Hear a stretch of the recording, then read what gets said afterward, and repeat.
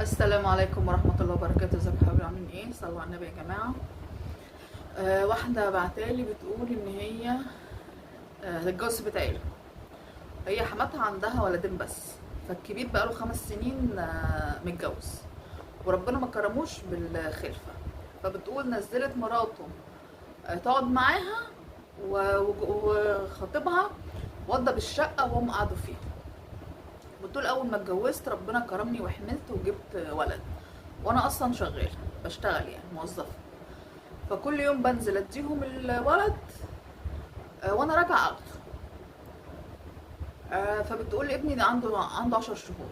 قلت له مفيش مشكله ولا اي حاجه، باجي الاقيه نضيف وكويس ومفيش حاجه.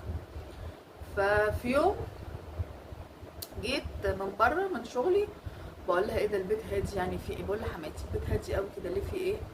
قالت لها مفيش ده الواد نايم. قالت لها طب ايه هاتيه عشان اطلع اشوف اعمل ايه. قالت لها لا حرام ايه، سيبيه نايم ولما يصحى هرن عليك اقول لك انزلي خديه. فبتقول لها ماشي، هو فين؟ طب ابص عليه حتى اشوفه. قالت لها لا ده مع سلفتك. غيرت له ودخلت تستحمى، يا ده دخلت استحمت خدته حمته واكلته ونام جنبها ونام معاها في الاوضه. ازاي ومش ازاي؟ وبتقول قعدت ازعق وهي تاخده ليه، انا بخاف منها اصلا تعمل في الواد حاجه من غيرتها ان هي ما عندهاش عيال. فبتقول لها عيب اللي انت بتقوليه ده، خرسي ايه اللي انت بتقوليه ده؟ ده هي بتحبه. قالت لها لا بتحبه ايه؟ قلت لها ده هي بتحبه زي ابنها. قالت لها وعرفت منين الامه منين؟ احساس الامه منين؟ عرفته منين وهي ما خلفتش؟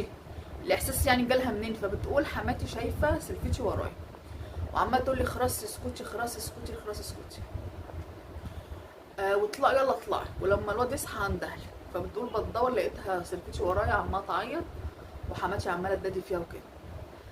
ما همنيش، قلت شغل السلايف ده والحسوكه والسهوكه دي ماليش دعوه بيها، وهي بتعمل كده عشان الكل يتعاطف معاها، وانا زي ما انا على موقفي. وشفت شقتي وشفت عملت اكلي وخلصت حاجتي ولقيتها طالعه مع جوزي. فقلت لها طالعه ليه يا ماما؟ كنت جايبه الواد معاها وطالعه. ما رديش عليا لو نزلت خدته. قالت لها لا كان في كلمتين عايزه اقولهم لك قدام جوزك. فقلت لها في ايه؟ قالت لها سلفتك زيك زيها، انت مش زياده حته عليه منها عشان يعني جبتي الواد او عندك ولد. انت مش مميزه زيها، زيك زيها. واللي انت عماله تزعقي وتقولي فيها وكفيها هي بتخدمني انا وابنك. اللي انت بتسيبيه وتيجي تلاقيه واكل ونضيف ومفيهوش حاجه. عموما